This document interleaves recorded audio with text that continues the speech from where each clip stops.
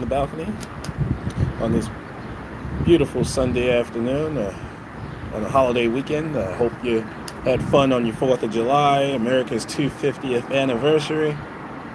Hope you didn't drink and drive like I did. Don't do what I did. Just be safe. Be safe out there because the popo is watching. They're pulling you over, and yeah, they just want to give you a chance to fuck with you. All right. So how's everybody doing on this beautiful Sunday afternoon? Hope everybody's doing very well. I'm not gonna keep y'all too long because I know you got better things to do than to listen to an old man ramble about nonsense. Cigar of the day is my favorite, the La Gloria Cubana Ingenio. I tried the Series R3 and I loved it. It has a sweet taste to it, and I highly recommend it.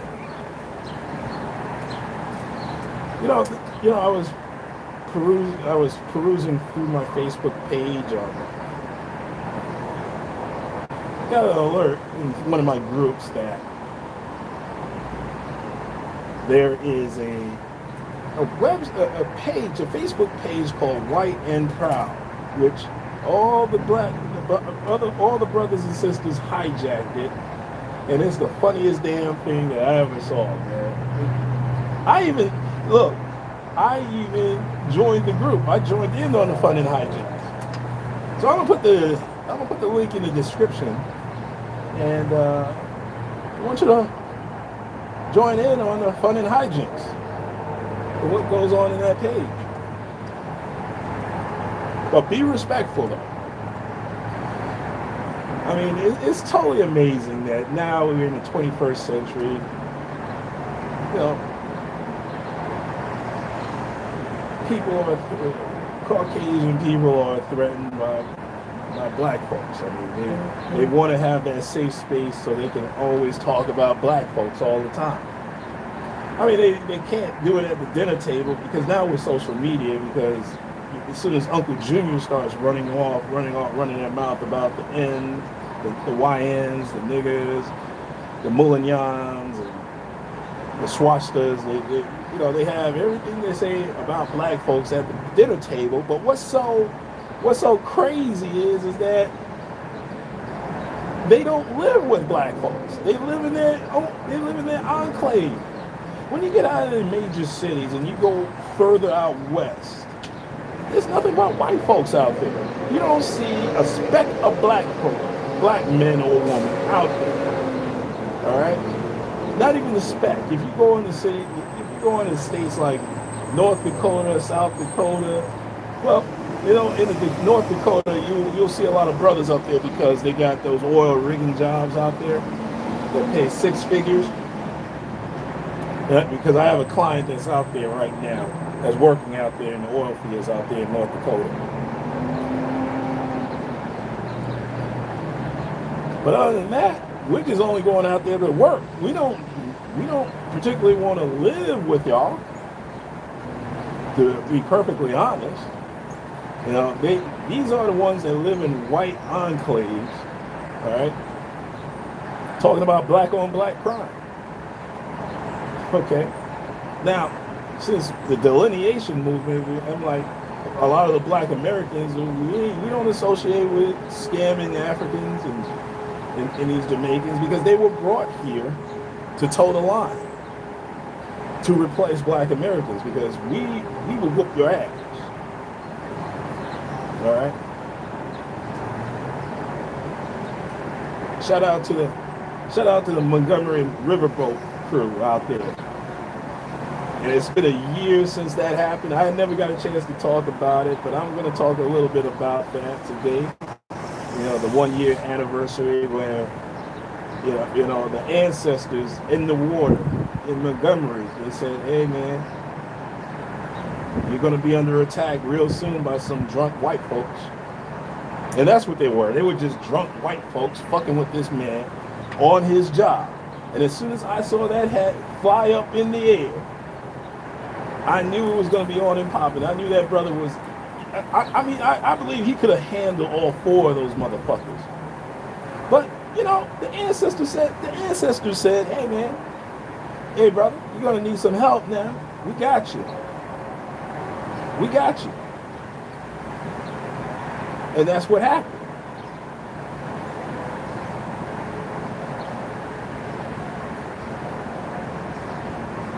Now, you got some handkerchief head Negroes, Sambos, running around saying, well, what did it accomplish? Well, listen, when you have,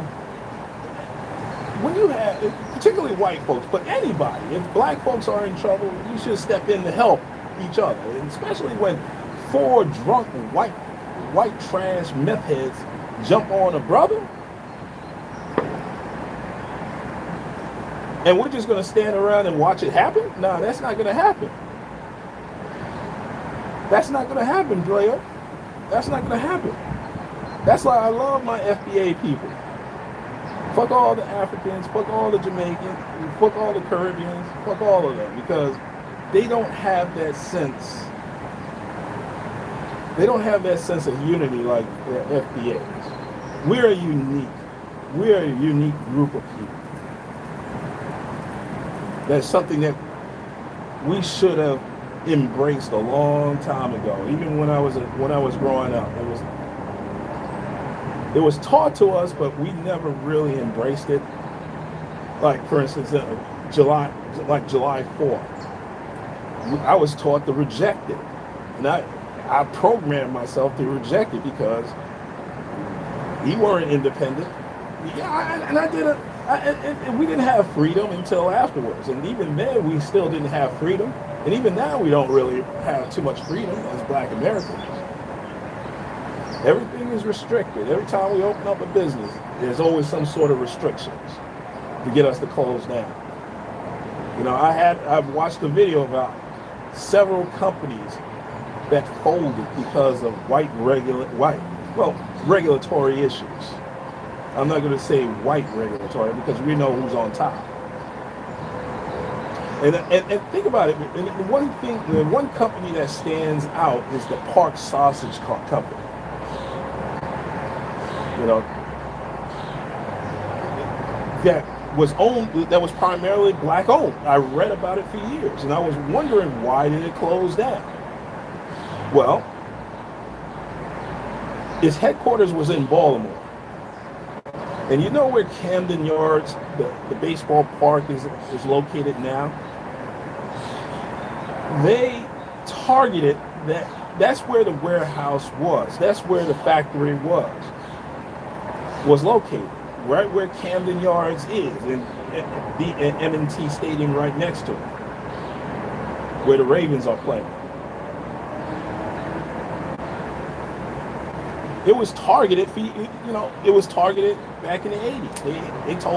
They told these motherfuckers, they told them to move. You have to relocate because of eminent domain. We need this stadium in this location. And then eventually they went out of business.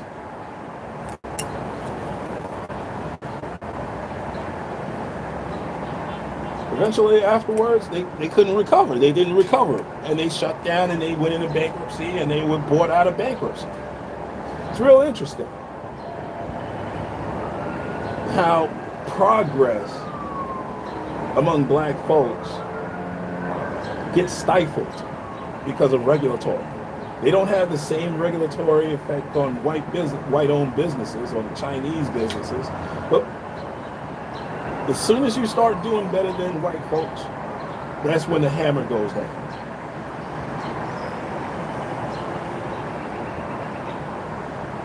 See, as FBAs, we're not really supposed to thrive. When they brought in these African immigrants and these Caribbean immigrants, they were expected to toe the line. They don't share the same Pan-Africanism as we do. We embrace Black Americans, we embrace it because that's what we thought, that's where our roots are. And I'm starting to see that my roots are deeply embedded in this country. We never ran, we never fled, we never immigrated. Few of us immigrated. And when we did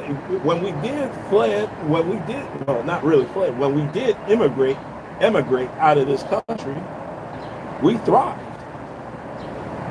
There was this book that I read some time ago called Black Russia. And it was about the story about Frederick Bruce Thomas,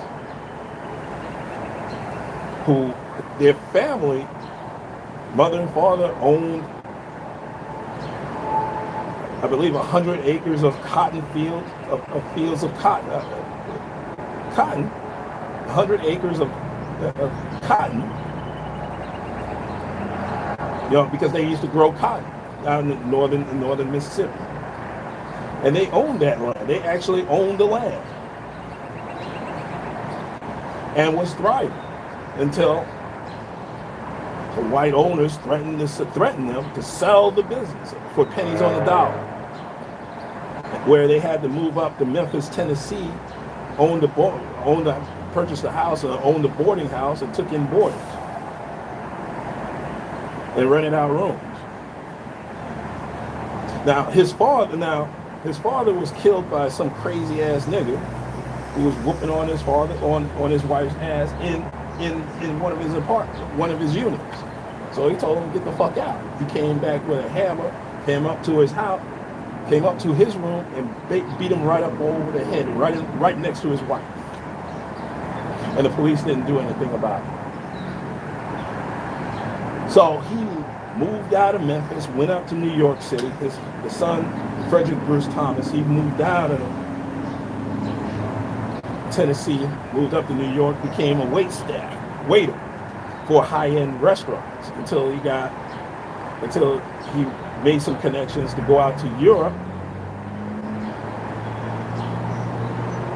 Went out to Paris, France, and then eventually emigrated to Russia, where he owned, and this was during the 1900s, early 1900s.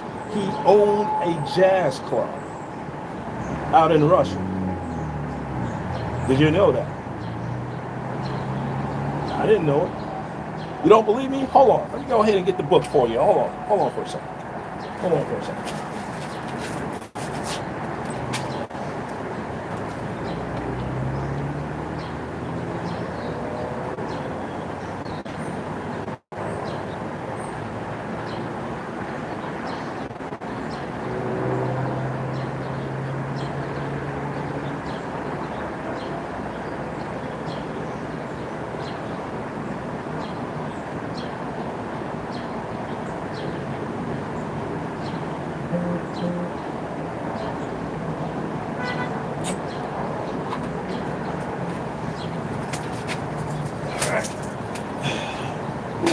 See why, motherfuckers, y'all gotta read?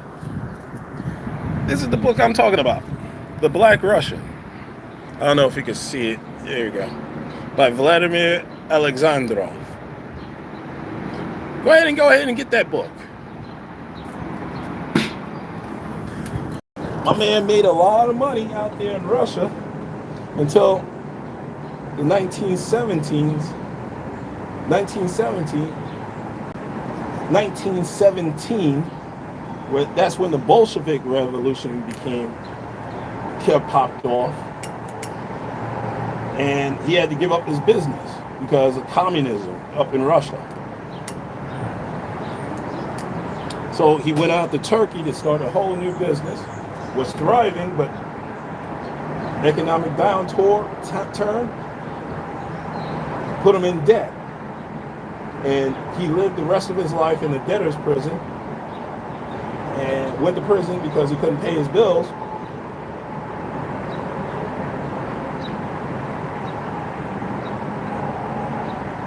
And he died penniless and broke. But despite the tragic end of that story, he was an FBA, thrived, learned how to turn a quarter into a dollar. All right? That's why I'm proud of my lineage. And there's another book I'm reading.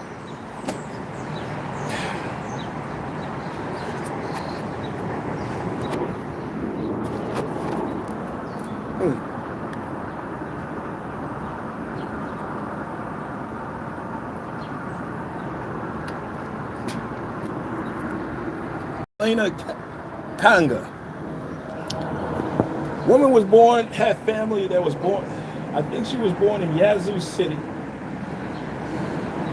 She had FBA roots in Yazoo City, Mississippi.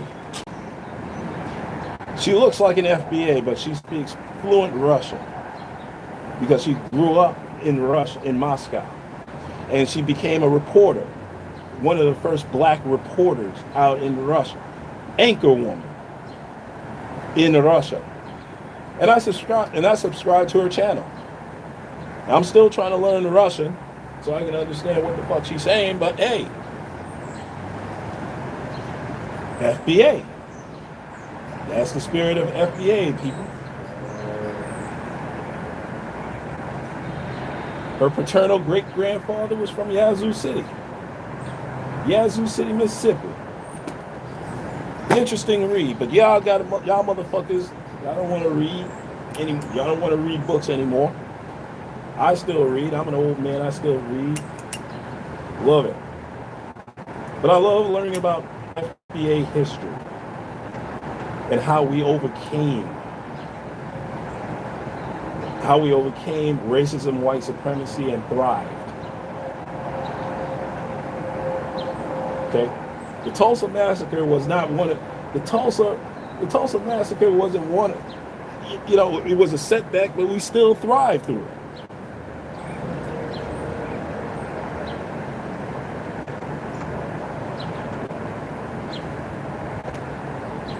No African has a history like us that came to this country and thrived, like that can go anywhere in the world and thrive.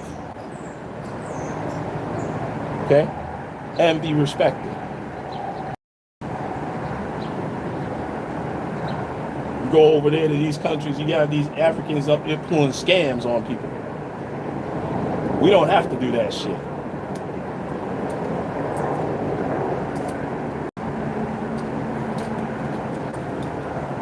They're running scams, acting a fucking fool in these countries. We don't, when black Americans go out there, when we do get our passports and travel, we don't act a fool out there.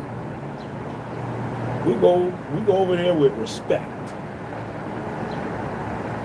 Okay? Now what these passport bros are doing, hey, they're dating. I'm not gonna get into that. I'm not going to get into that because when we go, because they don't go to other countries. They don't go to other countries to thrive. They don't go to other countries to date women. And there's a reason why. And my sister asked me that question: why don't they go to other countries? I said I don't know. But when I really thought about it, it's really because of the cost. It costs a lot. It costs $2,000, maybe $3,000 to spend 2 weeks out in Europe. Then it costs $1,000 to spend a week out in the DR, Colombia, or Thailand, or the Philippines.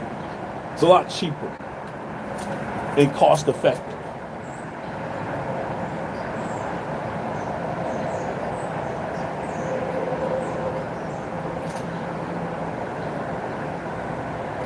And also, when you go out to these countries, these European countries, or you're not going to third world countries. You're not going to shithole countries. And you're not going, and a lot of them don't really go to Africa like that. Although there's some beautiful there's some beautiful women out there in Africa too. Don't get me wrong.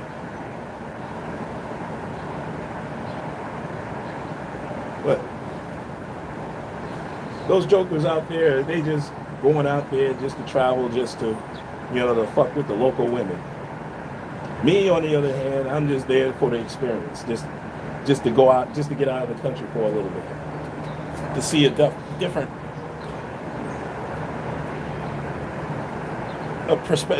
perspective on life.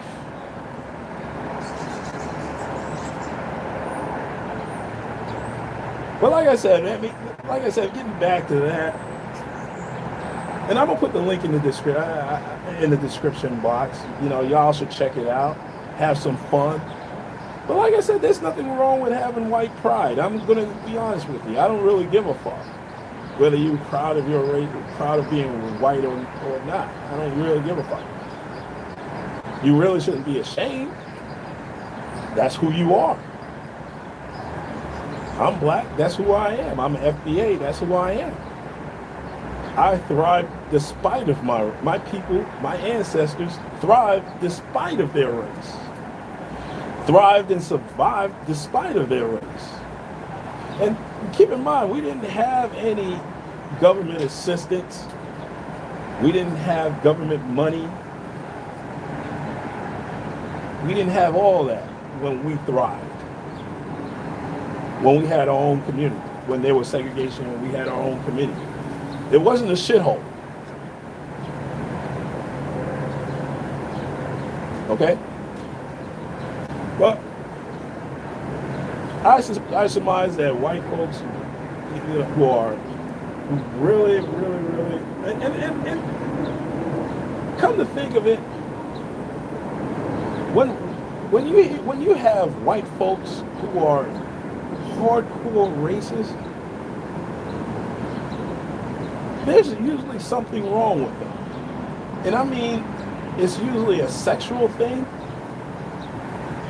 And I think they have some sort of sexual dysfunction because they can't really satisfy their women.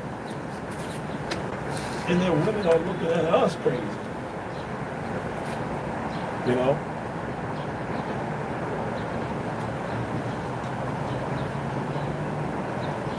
And they're looking at us. Even the hardcore racist white women, they can be attracted if they find the right brother. If they find the white brother that, they say, hey, oh, I'm interested. Let me go ahead and get some of this soul pole. He's still a nigga, but I just want that soul pole for a minute. I want to try it out for a minute.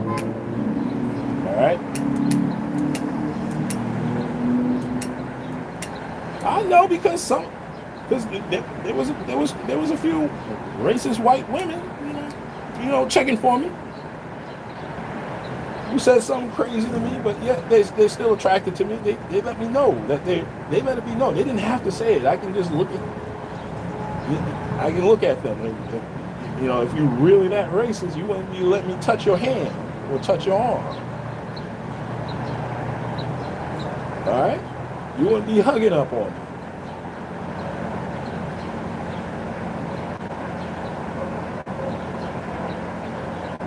Because today, they're all the same. They're still a woman. And if you can get into her head and unlock what it is, unlock that, and pull down her barriers, she got you. If you hit that bottom right, you got her. She ain't going nowhere. Okay? And I think white men, particularly, they're too consumed about the brothers. We don't talk about y'all.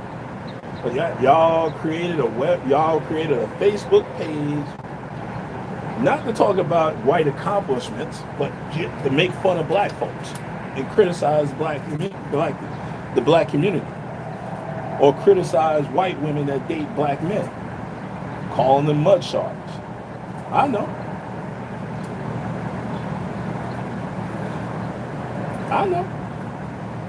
They have a code.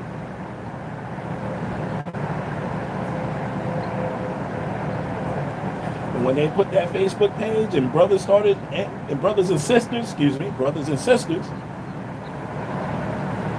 hijacked that page, it was the funniest damn thing that I ever saw, man.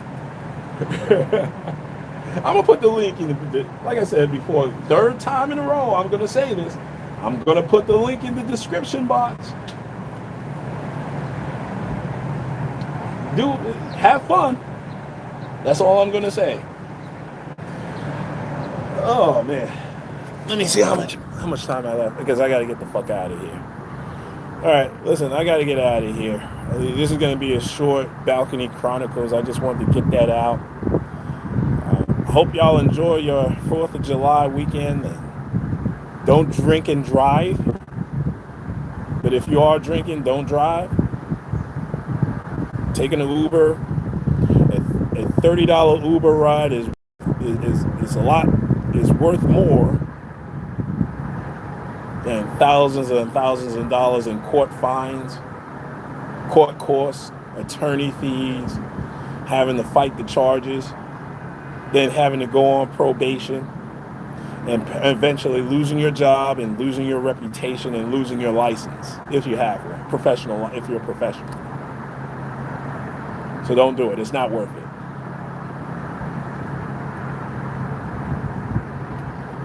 Well, listen, I got to run. This is Talking Crazy 88, and I am out of here. And black folks, let's be careful out there, all right?